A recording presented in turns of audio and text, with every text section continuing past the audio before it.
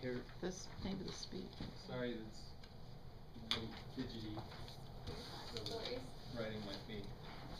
I would like to introduce Jay Morrison, how mooning a crowd turned my life around with my mother's help. Jay.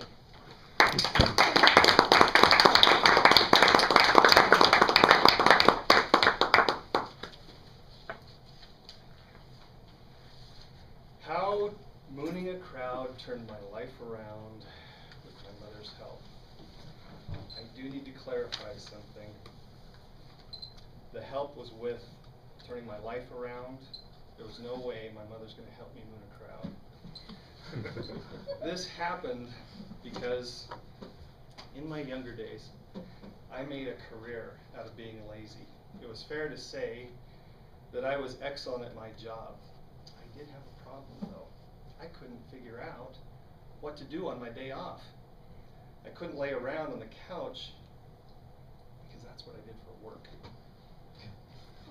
The thing is, having said that, I did set goals for myself in my career. I told myself that one day I will have a wife and I will have a TV, and as long as they both work, I will consider myself a success. Unfortunately, I had someone directly in the way of my career path. That was my mother. She, being the bright wing wacko that she was, had this crazy idea that kids need to be busy and do things like exercise. I was happy with the way my life was.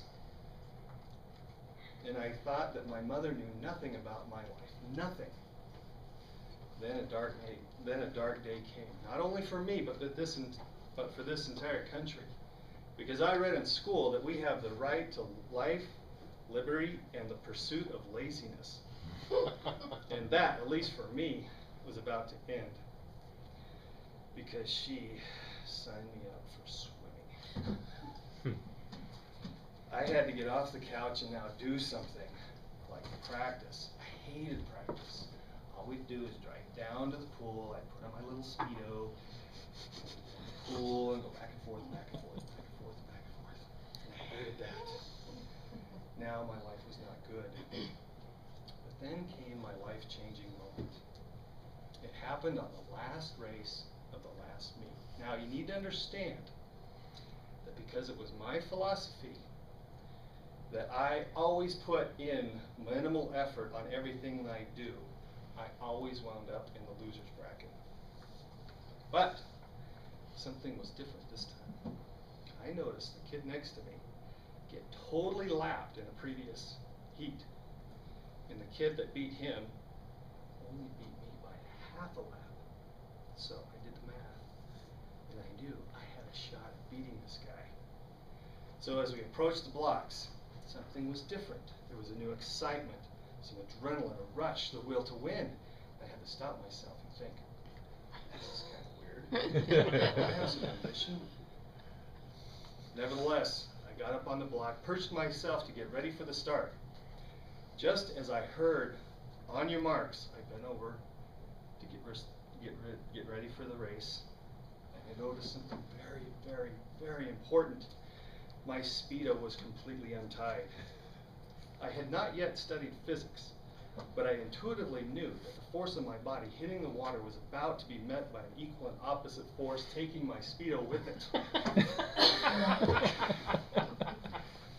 And the second I had there, I played that scenario out about 10 times. And the gun went off. And I went into the water. Luckily, in that time, I had devised a plan. I would invent the flying squirrel dive. And it worked. The only problem was I couldn't swim that way. So I tried the clinch. That didn't work either. So I had to invent the freestyle pull-up. Freestyle pull-up is 2 strokes of freestyle pull-up. 2 strokes of pull-up. And that seemed to work, except I could see the once more pathetic swimmer than I slowly inch forward. And he beat me by 1/2 of an arm's length. I got out of the pool completely humiliated. And all I could think of is, Mother, how could you do this to me?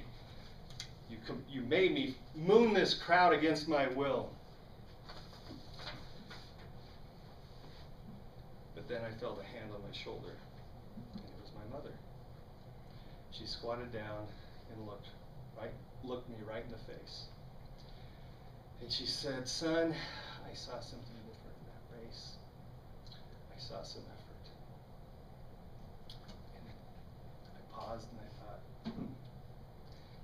And then she said, and that's why I signed you up for swimming.